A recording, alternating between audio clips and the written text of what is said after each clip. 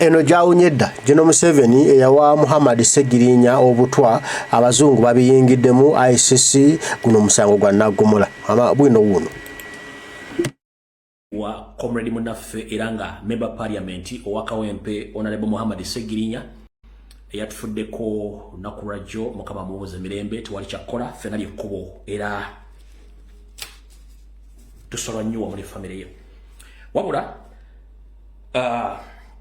ebintu bingi ebitambulira wa muna badde bajja bangoberera mbagambye lunye era video zange nkadde zonna gye ziri okuva lwe bakwata Honorable Segirinya nabagambira nti baamu obutwa buli kimu nakibagambanga era ne bwe yafuluma namugamba fuba okulaba nga ofuluma ogenda ofune proper treatment ogenda kuwona ekyo mujjukira era ne bwe yali nga tannalayira namugamba nti abasajja ba DP block bakutambulirako bayinza butakumazaako kisanja ekyo nakibagamba era kati byonna birabagamba bituukiridde wabula ekizibu kiri luddawa ekizibu kiri wano Honorable Segirinya alese omukolo byobufuzi bya Uganda naye ekiswazo mugagga kwe kutana kentula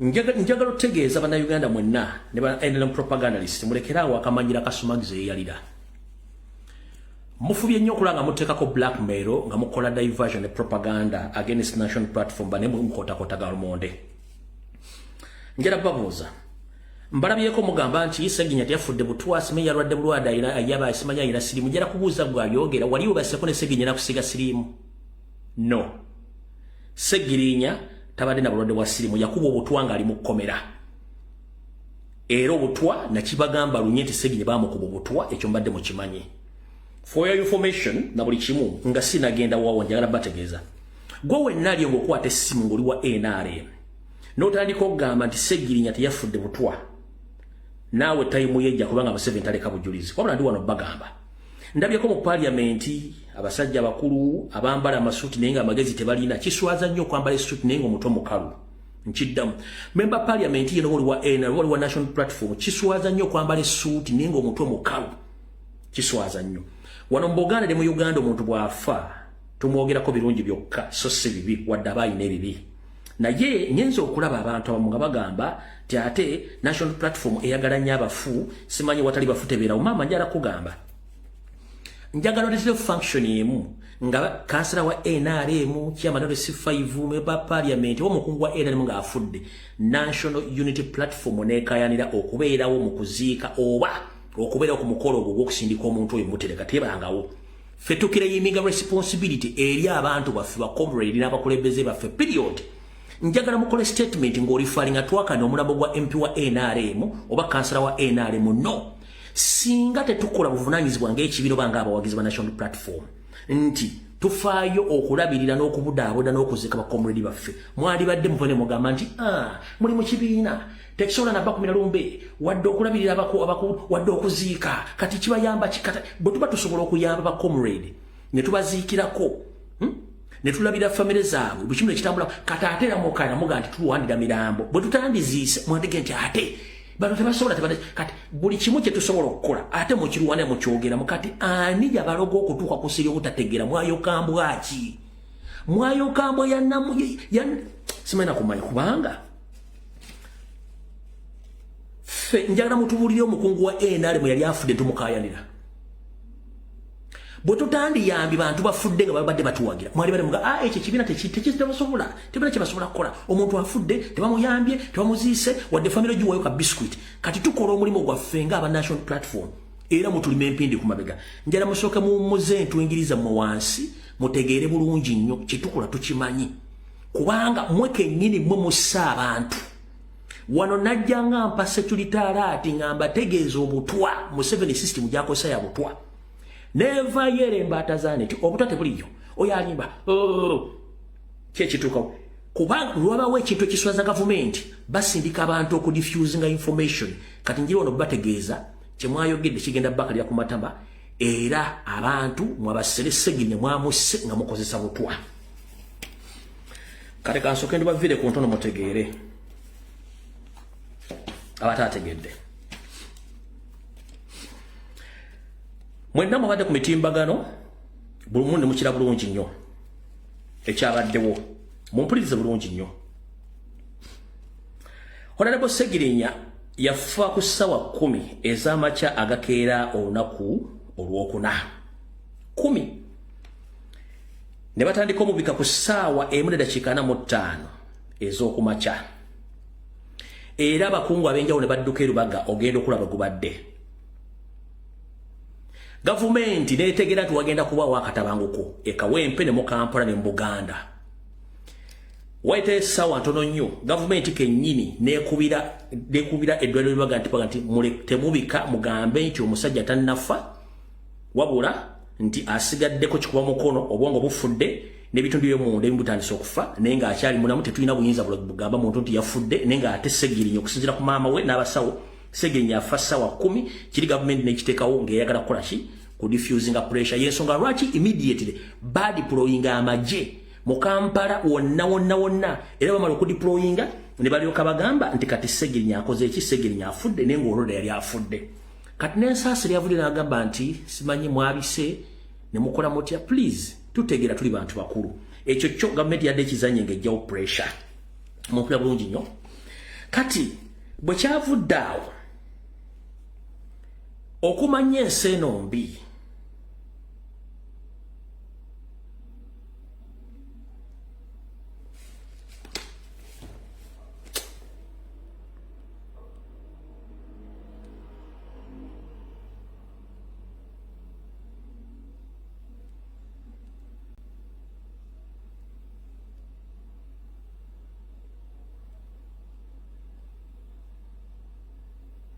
okumanya ensi eno mbi bwe bamala okubika Honorable Segirinya nti afudde Speaker Anita Amongi akubira Mathias Mpuuga Nsamba amugamba agenda e Lubaga okonfaminge. Mathias Mpuuga Nsamba ng'agenda e Lubaga okonfaminga ti Segirinya akoze eki afudde. Teyayiseeko wadde mu mukubo eriraga bakungubazi banne oba officials banne nti ayingidde Lubaga ayina gye yayise kamera tezimukwata. Ne bamubuuza Honorable abasawo bagambye eki kiyaze mwakitegedde naye nga Anita Amongi yamusindise to confirm so si ku lwa public oba ku lw'ekibiina kya National Platform era yabadde mukambwe nnyo. Ne remember omwami ono kennyini yabadde mu nkwe zonna ezimaliriza Segirinya. Abatalabye butambi buno kamubaddiremu wano tuleke tusimbule bulungi nnyo. Teyagenze mbu yagenze ku National Platform Anita Amongi yamusindise. Wali kwagala otubulire kiki kyosanga bwenga alabyeko ku mulwadde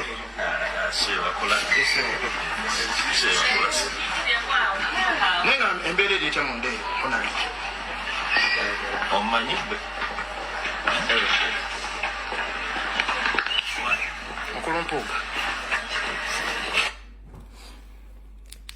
bamubuuzizza embeera eri etyo munda yagambye aze siri musawo tebinkwatako.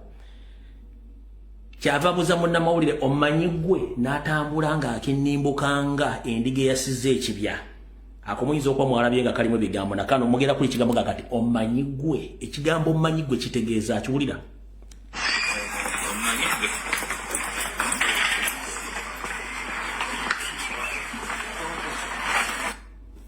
kankabaddiremu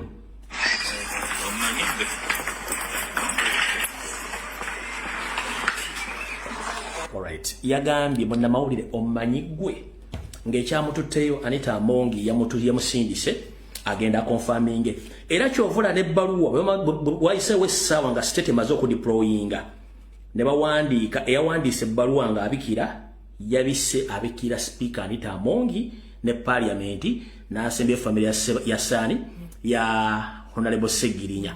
Tebaataddemu kibiina kye era Speaker si yaleeta Segirinya mu Lubaga. Family ya Segirinya n'abaluganda bakone mukwano baleeta Segirinya si Speaker era si Mpuuga. But yibo wakindeeka na mwange ebbaluwa ngiina wano manda bagana video yo egenda kuba nzibu nnyo. Ebbaluwa namwe kanji basomere egamba bweti mugenda kutya official statement announcement of the passing of Honorable Muhammad Segirinya, 9th January 2025. With deep sorrow, Lubaga Hospital announced the passing of Honorable Muhammad Segirinya, Honorable Member of Parliament of Kawempe North. Honorable Segirinya has been under dedicated care of our medical team at Lubaga Hospital. Despite all efforts to ensure his recovery, he passed away today, Thursday 19th January 2025 at 12:10 p.m. Olo boba gamba ku mukaaga ez'emisana nga state emaze okontrolinga buli kyeyagala ndoozola bulungi naye nga Segirinya yafa ku saa 10 ez'ekiro ku lunaku olukeerange ennaku z'omwezi 9 zeyafa bano nga baagala state emale okontrolinga wonna era baabise official ku saa 6 ez'emisana ekyo mukiwulidde bulungi nnyo kati wulira olwompuuga agenzeyo kalike mulabye bagenda kubika. On behalf of the hospital, we extend our heartfelt condolences to the Parliament of Uganda, the Speaker, Deputy Speaker, Honorable Member of Parliament, his family, and other people of Kawempe North, whom he represented with passion and commitment. We join the nation in mourning a dedicated servant of the people. May his soul rest in eternal peace. Ndozo tegedde bulungi olwo bamusindisa okukola omulimu ogwo temuli mu national platform bo bakikoze technically eri yawandiise ebbaluwa eno mukama akukingirize awo tuvuddewo njala tukwata empolampola ensonga zino muzitegeere bulungi nnyo. Banyabo ne bassebo okutta bannayuganda nga battisa obutwa kugenda maaso era bakyabatta ne mu diaspora bakikola wabula ku kya Segirinya kizokusiza abantu bangi wadde gavumenti egezeeko kikuba naye ekyensonyi ekisinga okukwasa ensonyi state yagezezzaako okwagala okuowninga n'okubba ebisigali by'omugenzi Segirinya naye national platform yalemeddeko mpaka essaawa zino ekyalemeddeko ng'eyagala kuowninga mulambo ogwo state government national platform ekyalemeddeko n'okutuuka kati mwenna njala bategeeza parliament mugire bwebadde olwaleero mukimanyi nti speaker Anita Amongi yakubidde ba parliament aba NRM bonna n'abagamba you should not attend today's session. Nalongo speaker Anita Amongi naawe oli mu lugendo ojja kuleetwa mu parliament otuzibwawo ebiga by'omwogedde bye tujja okwogera ne ekyakukusindikidde message mu WhatsApp group za member parliament bonna ba NRM bagate bajja tu attend ffe kyatuyambye bulungi nnyo kubanga ekisooka Segirinya abadde waludda luvuganya so si lwa gavumenti kubanga mwe kenyini mwe mwamusse nga ne mission obadde ogimanya okitegedde bulungi nnyo mwe mwamusse kenyini nga mission obadde ogimanya kati gwe okukubira member parliament obutajja well and good kubanga ffenna buli mbwa n'olunaku lwayo tweyanzizayo bali nnyo baleddala kye wakoze tukisiimye n'ekirala mulekera okutta bannayuganda ne mu owning emirambo ne musasula ssente za funeral ne muliisa abantu mu mwezi gumu oba mu kuziika ne mu owninga famire zaabwe okusinga ng'abaana ne mutandika obba owninga ekyo si kyekikulu tuba twetaaga abantu bano nga twetaaga ekibasse ono omwana Segirinya abadde mu parliament wooli ono omwana ono image kigyalina mu bulamu bwe Anita Amongi Museveni omwana ono alina image ki ku myaka gy'emito omwana omuwala aina image ki uya badde mu parliament yo aina image ki gy'omulaga. She knows the truth that his father was eliminated. Omwana ono aina image ki ono aina image ki mutwe gwe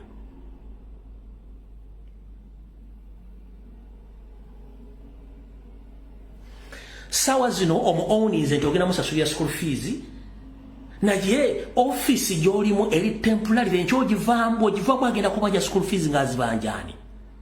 One, kyetwetaaga okusinga okumanya twetaaga muteekeo commission of inquiry muleke n'amalwaliro nga temugayingiddemu ne famire z'abantu zikole cross examination ku nfa z'abantu baabwe baveeyo n'obujulizi obulaga enfa y'abantu baabwe. Olwaliro Segirinya musiza butwa ennowa era bagenda musakatwa nga babatta mwenna mugenda kufa ekintu kyekimu. Member parliament owa Busia Mukulu Macho nkulamusiza muganda age gye baliko bw'ofuuka wa NRM tebakufuka muto kuva mu bwongo. Ebigambo byogeredde Honorable Sseggirinya mu Parliament. Muganda wange beera mwegendereza. Eno ensi kkubo tuyita mu Buyisaako wa yaliviira. Ebigambo byogeredde Sseggirinya olwaliro mu Parliament. Gye lwaki nneeruma olulimi nga mbirina wano.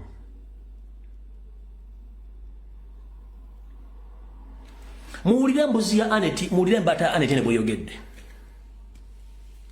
Honorable Sseggirinya, honorable update. I want you to update God about this question. That Uganda, we are a country which in this century we are still talking about denying our people bail and bond.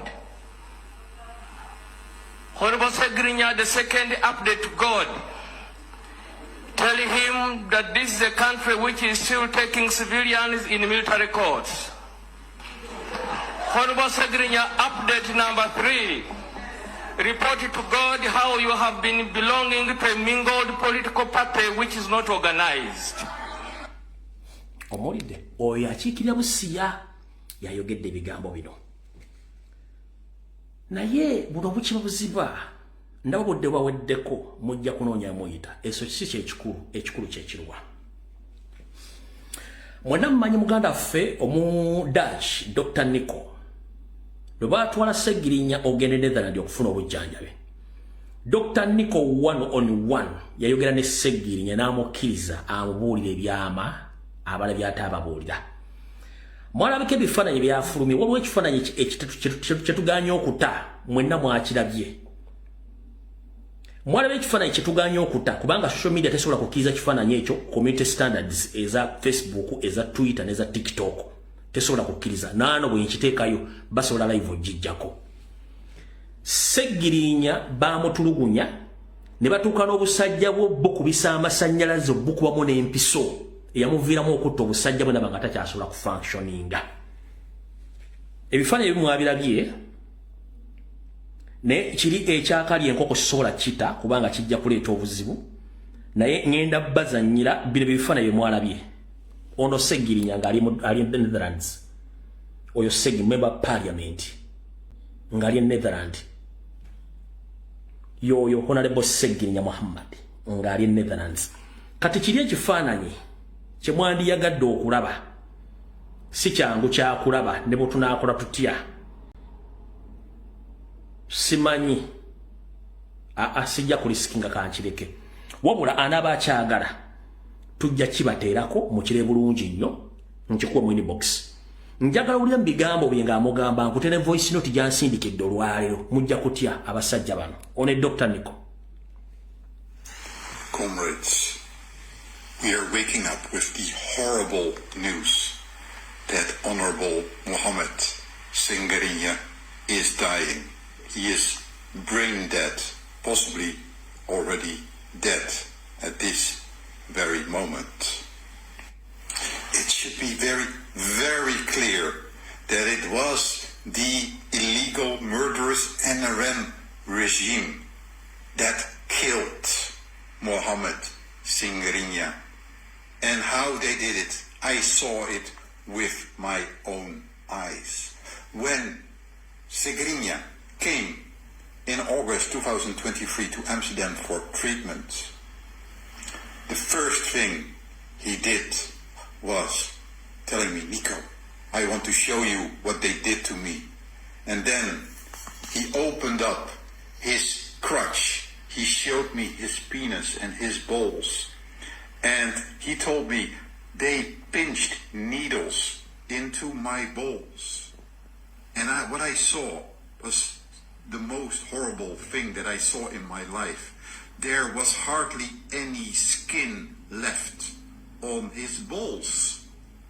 And because of this pinching into his balls, they poisoned him with a disease called Kaposi Sarcorum, also called KS. It's an immune-related disease. And the doctors told me that he was not going to live another 5 years. And that is exactly what happened. When he was in Amsterdam last year, it was clear that he had come under the influence of the NRM. But how can you complain about someone that's been in prison for 2 years, tortured for 2 years? Wouldn't I possibly be compromised if I'm tortured for 2 years? I'm not sure if I would be equally strong as Mr. Update. So, Honorable Seguinha, equally like Sanye or Eric Wesekwa, they remain heroes of the struggle to me. And here you find the doctor, Ari Zand, a tall guy, doctor in the Amsterdam Medical Center who treated Seguinha. And I thank him for adding time to his life. Not only did he tell me what happened, fortunately I was able to arrange an interview with a leading Dutch newspaper, NRC, and he told them in detail how the regime had tortured him, how the regime operates, and how he knew that it was the regime that killed him. Honorable Seguinha, we thank you so much for the contribution that you made to the liberation of Uganda. Kati ne note jampadde njibazanyiro lwaleero mu ddakiika zigenda kubeeranga 2-3. Yes, comrades, how are you doing? I'm going to send you a video that I should have sent you before that explains a little bit about these photos. And so when Seguinha visited Amsterdam in August 2023, then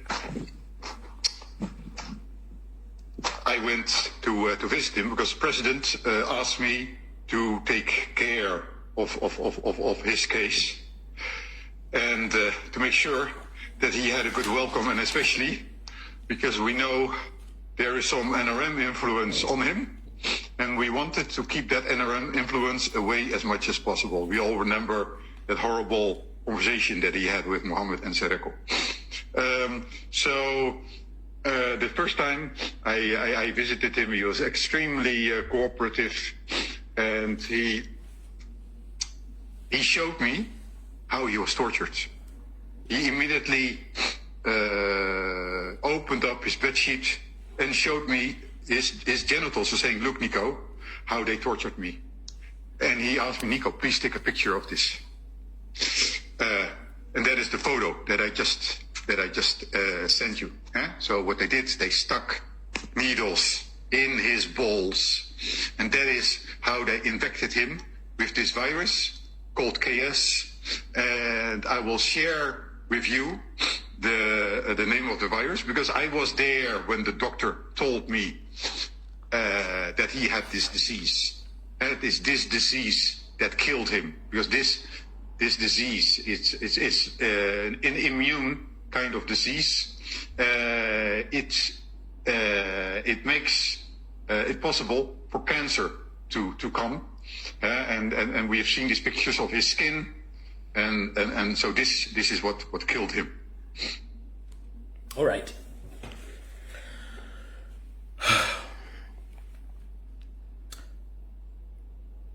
Museveni, Muhoozi ne ttiimu yammwe James Birungi, mwenna Christopher Damulira.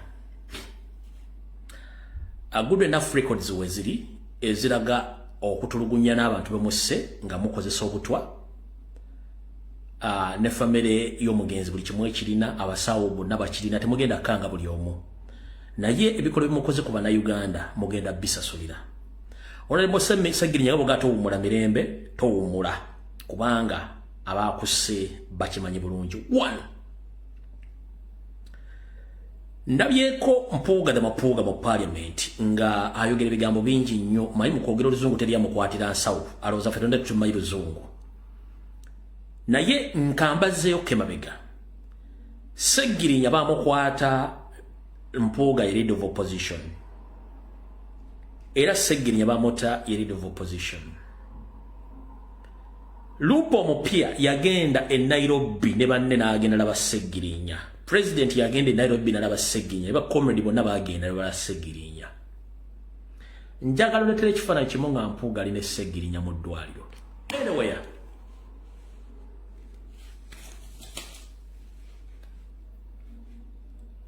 bakwata Seggirinya nga Mpuuga leader of opposition. Ne babeera mu game okuta Seggirinya nga Mpuuga leader of opposition. Lupo Mpya Jawulo Ssenyonyi bwe yafuuka Lupo n'agenda e Nairobi ebiro oba yagenda nfunda bbiri n'alaba Seggirinya ne bakomredi bonna baagenda ne president yagenda e Nairobi n'agenda ne Kampala okulaba Seggirinya ne Makaage. Njagala muleeta ekifaananyi kya Mpuuga ng'alina Seggirinya. Anyway,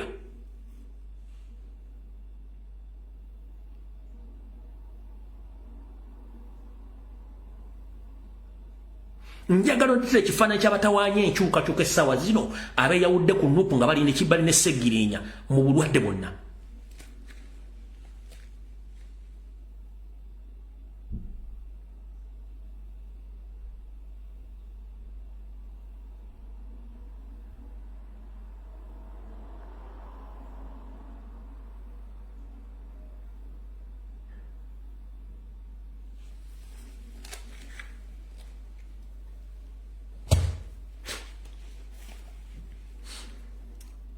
Mutegedde bulungi nnyo.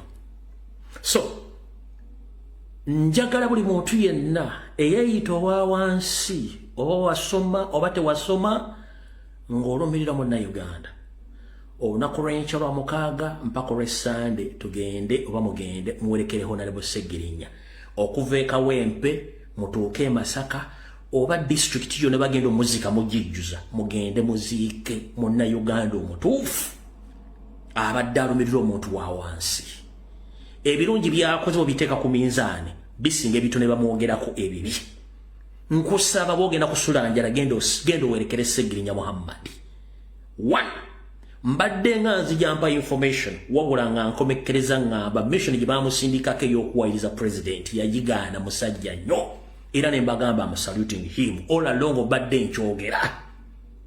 Seggirinya towummula zuku kononya abaakuse naffe tukyali musogo tukyagitambuza. Naye Mpuuga basajja mmwe Maidali Lubega Sseggona Charles Peter Mayiga abasajja ba DP Block n'awagira NRM musaana okubaka buli omwazi okukenga tazuukuse nga muyitiddeyo. Temusobola kutta bantu bannammwe bwe batyo. Njagala ombulire MP omu abadde asobola okuyimbirira n'agenda n'akola ebintu byabadde akola Seggirinya gye mugamba nti teyasoma.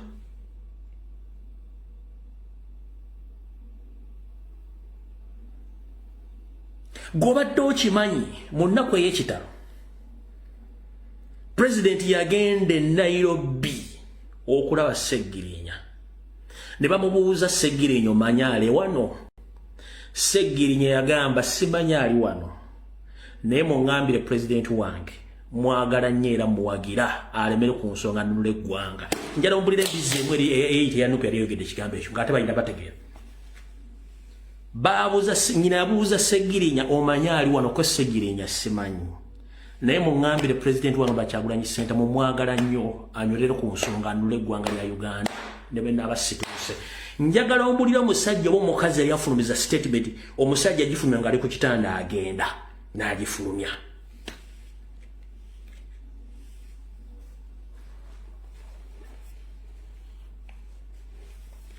Beebo tetugenda kumwogerako birungi byokka wabula ye omulimu gwagukoze nga Munnayuganda abadde ayagala abantu kyembadde mbasomesanga buli lunaku kye bayita humanity. Nekugamba togezanga ne weesiga omuntu agamba nti amanyi Oluzungu babeera incompetent. Bakozesa nnyo akakodyo ako kamafulaginga nti boogera Oluzungu naye nga bavambisira ne byereere. Omuntu wa wansi amanyi nti yava mu bantu yasobola abasigadde bonna ziba nkwezenge. bakubbira mu luzungu akola statement ng'akimeto jja gisobola gitegeera ye n'ayisawo byayagala wabula omuntu wa wansi ategeera ekikolwa ky'omuntu wa wansi n'obulimu bw'ayitamu yalinga Sseggirinya n'abasigadde abatonotono weewalanga nnyo omuntu akozesa oluzungu ng'ayambala amasuuti naye ng'omuto mukalu batemu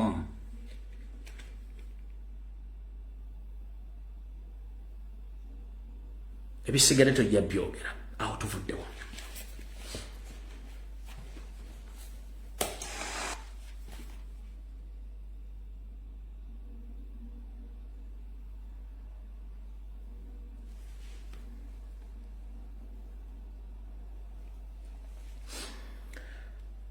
abantu bano nabagamba nti beesetinga dda ono y'omu ku bantu abadde bakkiriza ebikoloberero okukolebwa ku baana ba Nuupu abali mu makomera Johnson Byabashaija musajja Munyarwanda oyo Munyarwanda munnaabwe omulamuzi eyagaana okuwa beyiro Sseggirinya agende mu ddwaliro bamuyita Laurencio Tweyanze uyo naye Munyarwanda eyagaana okuwa Sseggirinya beyiro bagende bamujja bamuyita Laurencio Tweyanze naye Munyarwanda ndabyeyo embwere zigamba mbwera si butwa njagala nkuzanyira akatambi k'omugenzi kano olujja okutegeera okuddawo okutereera nja kutereera kubanga we najjira nga ninga omusokolemu ebyenda ngendowooza olengera ngenda nkomawo kubanga ngezaako okweriisa eddagala abasawo lye bampandimira ngoberera amateeka g'abasawo nja okutereera ekyo layisi nnyo ate abasajja bankakasa eri abazungu togenda kuddamu kulwala ntabakyasinza okwagala bw'ogamba nti abasawo bakugamba toliddamu kulwala abasinga beeralikirivu nti oyinza n'okuba waweebwa n'obutwa ekyobutwa ekyo kyo nkyesigaliza olw'ensonga zange nkyesigaliza olw'ensonga zange naye nga bw'omanyi era tebibulamu statement y'omugenzi ekyobutwa ekyo nkyesigaliza naye tebibulamu kati gwe nojja okola statement ng'odifendinga statement njala kugamba ekigambo kimu waliwo system 7 ze yasoma zeziriwa mu ggwanga lya Syria erya gavumenti gye baanaanula omukono gye buvudde katono buli simu ya mu Syria eyali e Syria ng'atya n'okusindika message ku nnomo message ku WhatsApp okuba essimu ku buli app yonna ng'omusajja Assad yamakinga sure ateeka spy network mu buli simu mu buli laptop mu buli kitundu kyonna ng'asipayinga ku bannansi n'abaleetera fear nga tebalina kye basobola kukola exactly Museveni kyakoze atadde buli wamu bambega Museveni atiisa Museveni atta abantu ne yeefuula ova ku muntu akutta n'awamba omulambo gwo n'akyusa postmortem n'aguziika n'agukuuma n'akola buli kimu n'okulaga nti buli kimu akitutta akyova l'olinzi n'agaba n'amabugo okulaga nti akumaliriza ne bannaddiini n'abatiisatiisa buli omu n'amuteeka kati ye sisitimu eriwo kyobula Sseggirinya agambye nti kyobutwa nkyesigalizanga nze kubanga akimanyi wookyogera bagenda kubuuza butwaki naye ng'obutwa we buli mukyala Gwanita Amongi ne banno nkugambe baba mwagala okutegeera public nti emanyi muteekeewo akakiiko nga kali independent kagende katandika okukola investigations ku buli muntu yenna gwe mwatta mujja tegeera nti obutwa bubattanga nawe kennyini Anita Amongi weetaba mu kutta omugenzi Jacob Oulanyah gwe okujja mu ntebe eyo vaccine ze muli mu kukozesa kati okugema abaana baffe zonna mu Buganda zonna butwa omixingibwa ku seemwayi with the evidence ndigireeta mu public abaana baffe mukwata ne mbatta ne mbabuuza ne mbazika mass graves with the time tugenda kujja obujulizi tubuleete tukube ku meeza nga time etuuse kubanga mulooza nti abantu basiru mutta abantu muwamba abantu kiki bwe mbanga muntu akukooye genda ensi si yajjajjaawo kati bataddemu fear intimidation threat propaganda blackmail oli najja ku TV nayogera ekigambo nga talinaako mutu na magulu ebyo natuka twabimanyidde ensi bitegedde bulungi nnyo awo nawo tuvudde onza mutegedde bulungi nnyo ekyo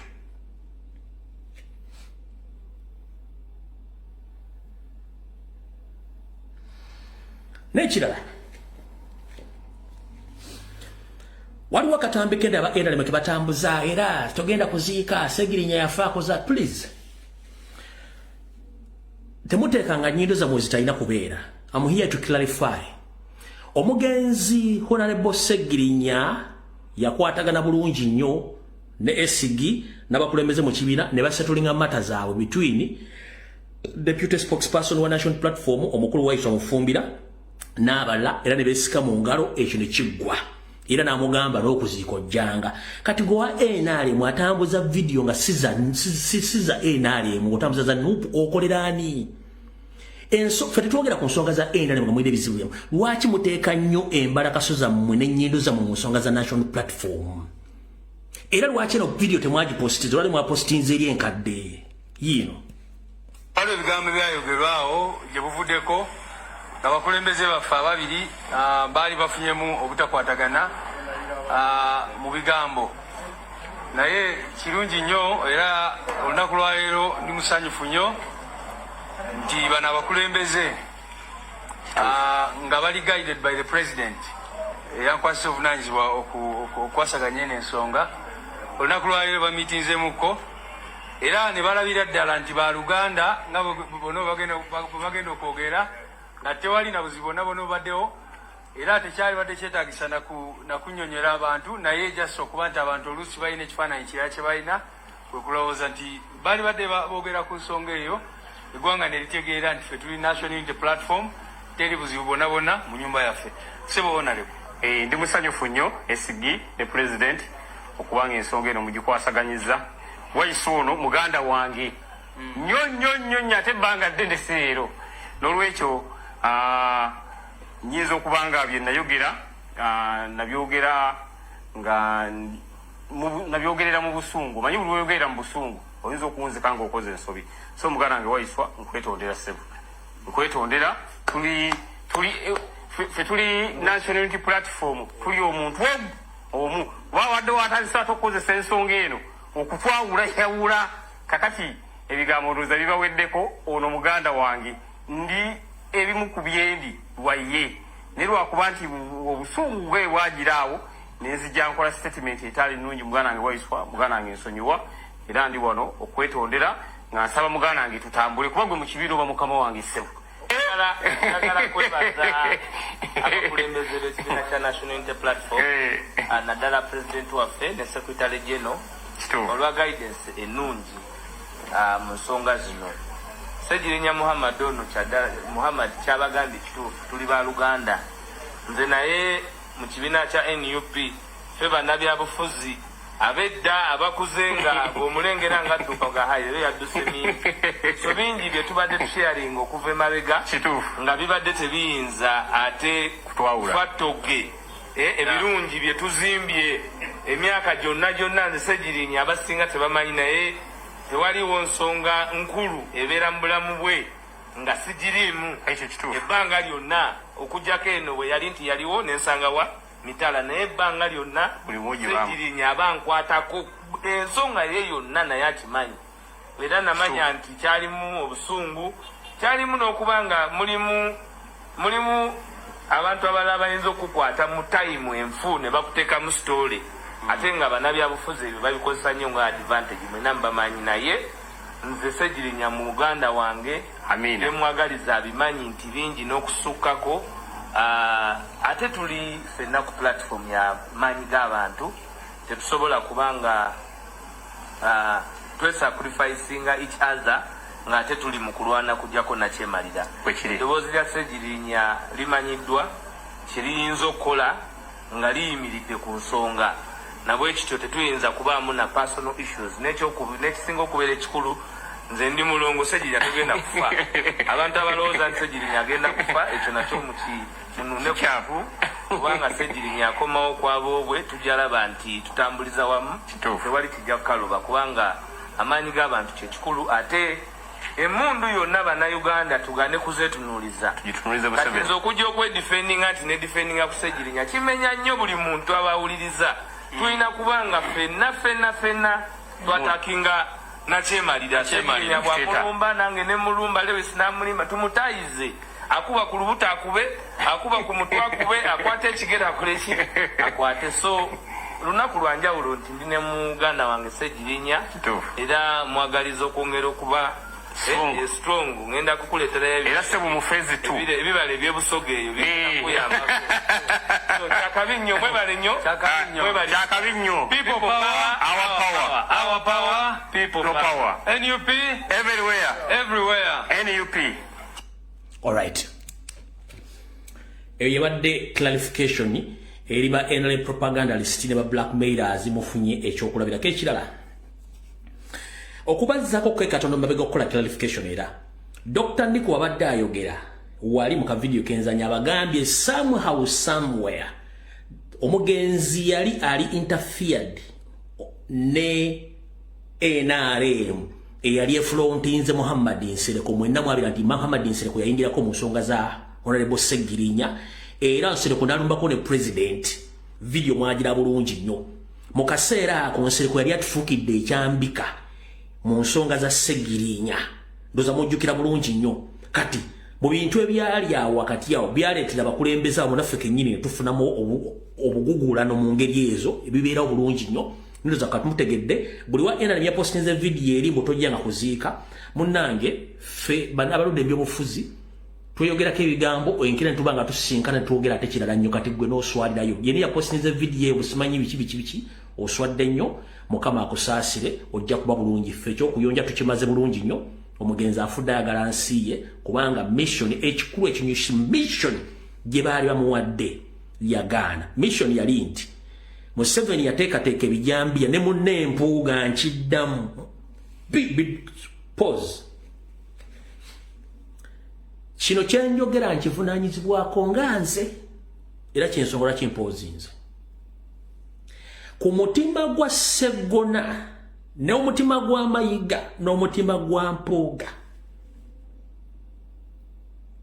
naye okusingira ddala gwa Mpuuga njagala okukola research namwe munyambeko mu 1994 Mpuuga yali ludda wa bino byange njagala munyambeko mu 1994 Mpuuga yali ludda wa ku mutima gwayina n'ebijambiya byateekera Ssegirinya nina ekirowoozo kinga nti gayo yayinza okuba nga yaliko e Rwanda mu 1994 ekyaleero ndamwakimanya ku mutima Mpuuga gwalina nkola research bino byange mu 1994 Mpuuga yali luddawa tabanga yaliko e Rwanda nkidamu tabanga yaliko e Rwanda ku mutima gwalina n'ebikolobero byali e Rwanda oyo boy ayinza okuba nga yaliko e Rwanda ku bikolobero n'empisa zaalina ne gurupu yaabwe bino byange nze mbyogera mu 1994 boy oyo yali ludda kuba ku mpisa zaalina ne neeyisa boy oyo ayinza okubanga yaliko e Rwanda mu 1994 nga tetumanyi ebyo byange nze mbyogedde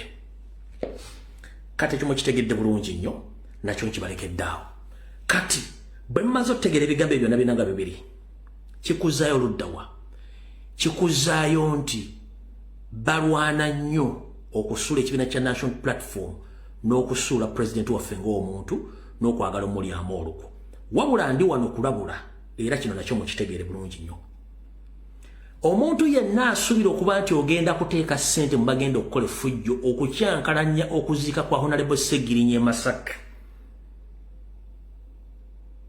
nkulabula wandiikanga ng'ofulumya eggwanga nga teweetegekedde obudde bwo nga tebunnatuuka kubanga ntegeezeddwako nti wayinza okubawo akabinja k'abayayi b'e Masaka abateekeddwateekeddwa okutinkula olutalo mu kuziika kwa Honorable Ssegirinya era gurupu gyenjogeddeko yeeyo nga bateekateeka okufuna ensimbi okukola effujjo okusinza ku intelligence yange waliwo nekyennondoola nja kibagamba mu 3 days from now bwe naba nga nze ku Sande waliwo kyennendoola kye bapulaninga okukola wabula Mr. President whenever you are be very very very very careful in your movements ne woolya ne wootambulira. The main target y'abantu bano Mpuuga Sseggona naawe na Mpuuga Sseggona ne Mayiga main focus yaabwe ne target yaabwe yeggwe ng'omuntu balina options bbiri to the campaign you n'okujjawo obulamu bwo ebintu ebi bibiri nkyabagoberera kagere kubanga nze kampu zaabwe mbeeramu information jaggireeta awo nawo tuvuddewo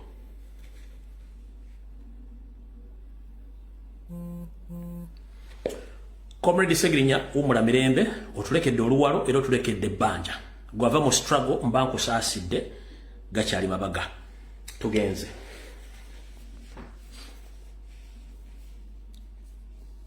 mwenna mulabye ebadde bitambula okwetoola ensi yonna naddala mu ggwanga erya Congo.